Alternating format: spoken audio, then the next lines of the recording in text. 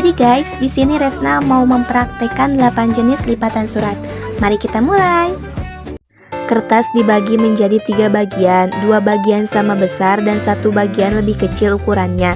Bagian ketiga atau penutup surat dilipat ke bagian kedua. Bagian ke-1 atau kop surat dilipat ke bagian kedua. Jadilah lipatan surat setengah baku atau semi standar fold. Kertas dibagi menjadi 3 bagian sama besar. Bagian ke-1 atau kop surat dilipat ke bagian kedua. Selanjutnya, bagian ketiga atau penutup surat dilipat ke dalam ke bagian 2. Nah, jadilah lipatan surat baku atau standar fold. Kertas dibagi menjadi 3 bagian sama besar. Bagian ketiga atau penutup surat dilipat ke bagian kedua. Kemudian bagian ke-1 kop surat dilipat ke belakang ke bagian kedua. Jadilah lipatan surat according fold.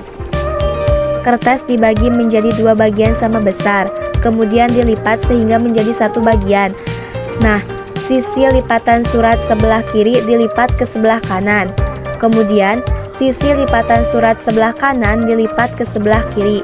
Jadilah lipatan surat model baron atau baronial fold.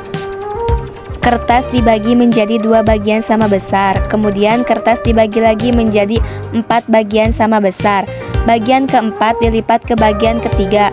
Bagian ketiga dilipat ke belakang ke bagian 2. Bagian ke-1 dilipat ke bagian kedua.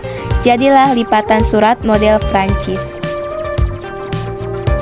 Kertas dibagi menjadi 2 bagian sama besar, kemudian dilipat. Bagian lipatan atas dilipat ke bagian lipatan bawah. Nah, jadilah lipatan surat paralel double fold. Kertas dibagi menjadi 2 bagian sama besar, kemudian dilipat sehingga berimpit. Jadilah lipatan tunggal atau single.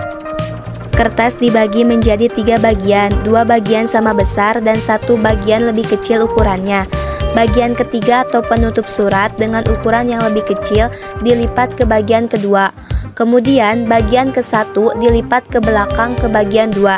Nah, jadilah lipatan surat setengah according atau semi according fold.